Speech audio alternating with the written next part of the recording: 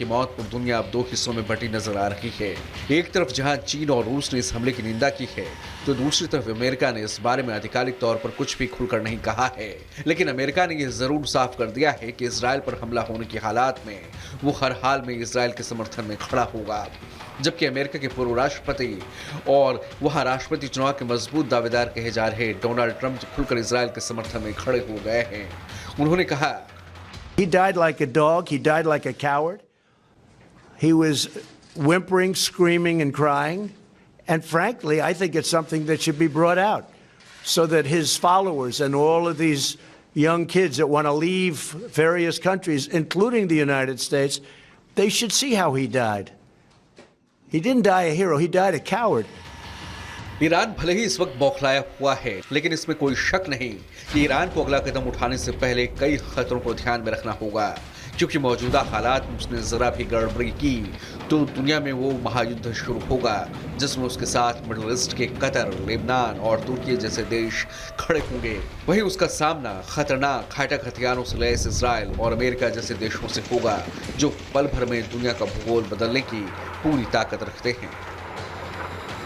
Bureau report, Republic Bharat. और चलिए इसी बीच एक और बड़ी जानकारी आपको दे दें। ईरान की राजधानी तेहरान को नो फ्लाइंग जोन घोषित किया गया है। दोपहर 12 बजे के लिए वहां पर ड्रोन समेत कोई भी उड़ान नहीं उड़ सकेगी, उसको रद्द किया गया है। दोपहर 12 बजे तक के लिए नो फ्लाइंग जोन घोषित किया गया है तेहरान में। ये आपको बड़ी जानकारी दे रहे हैं। हानिया की शोक सभा में खामनेई जाएंगे, अपनी मौजूदगी दर्ज कराएंगे। आपको बता दें, हानिया की मरने से पहले जो मुलाकात है वो खामनेई के साथ हुई थी, लेकिन सुबह 6 बजे से दोपहर 12 बजे तक नो फ्लाई जोन घोषित किया गया है। ड्रोन समेत सभी उड़ानों पर बैन रहेगा दोपहर 12 बजे तक।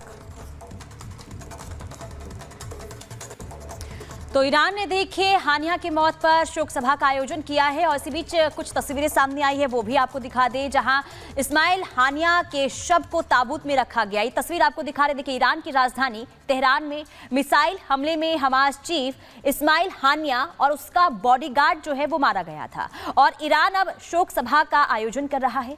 इस्माइल हानिया और उसके बॉडीगार्ड के शव को ताबूत में रखा गया है, उसकी ही तस्वीर सामने आई है। दोनों की ताबूत पर फिलिस्तीन का झंडा भी रखा गया है। तो तस्वीर आपको दिखाते हैं, देखिए ताबूत में हानिया का शव और उसके बॉडीगार्ड का शव रखा गया है और इसमें फिलिस्तीन का झंडा भी लगाया गया है।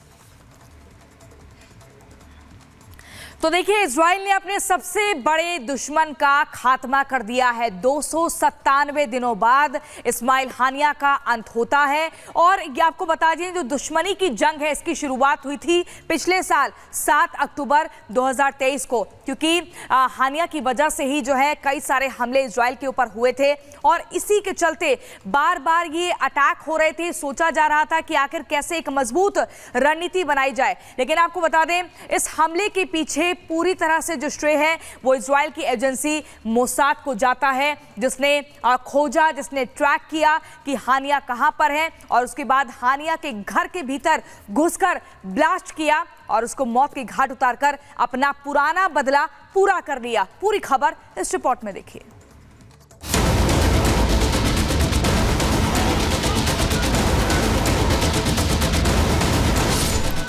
7 अक्टूबर 2023 ये वो तारीख थी जब हमास के आतंकियों ने लक्ष्मण रेखा को पार कर इजराइल में नरसंहार करते हुए रक्तपात मचाया था।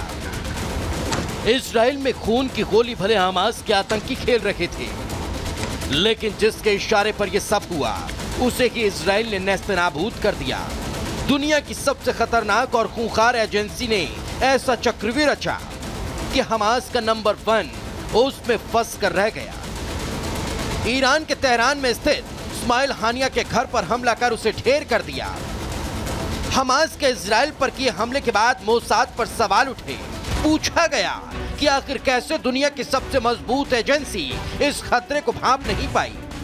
सवाल वजूद पर उठा तो मोसाद ने 2 कदम पीछे खींचते हुए हमास को नेस्तनाबूद करने की कसम खाई और फिर प्लान बना हमास के खात्मे का। इजराइल की 3 खुफिया एजेंसी हैं, अमन, शिनबे और मोसाद, जिसमें मोसाद की 2 काउंटर टेररिज्म यूनिट है, मोसादा और किडोन। जिन्होंने ऑपरेशन को गुप्त कर काम किया। मोसाद ने पहले इस्माइल कानिया के लोकेशन का पता किया। लोकेशन मिलते ही हमले की प्लानिंग की। सारी तैयारी होने पर सही वक्त में गाइडेड मिसाइल से अटैक कर दिया। मिसाइल ने सीधे कानिया को भेदा। मोसाद ने एजेंट की मदद से मारा। इजराइल के लिए हानिया का खात्मा सबसे बड़ी कामयाबी है।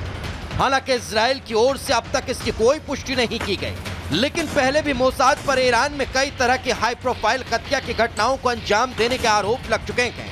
मोसाद क्या है और कैसे काम करता है वो भी जान लीजिए। 13 दिसंबर 1949 में गठन हुआ। इजराइल के तेल अवीव में हेडक्वार्टर। टेक्निकल इंटेलिजेंस का ज्यादा जोर। तकनीक की मदद से खुफिया जानकारी जुटाने में सक्षम। दुनिया की दूसरी सबसे बड़ी खुफिया एजेंसी। 7000 से ज्यादा लोग करते हैं काम। सीरिया, ईरान देशों में भी तगड़ा नेटवर्क। इजराइल के दुश्मनों पर कार्रवाई करने का पुराना रिकॉर्ड रहा है और उसके इन मिशन को अंजाम देने में सबसे आगे रखी उसकी खुफिया एजेंसी मोसाद। 52 साल पहले जर्मनी के म्यूनिख में हत्याकांड। 11 इजरायली खिलाड़ियों को बंधक बनाया।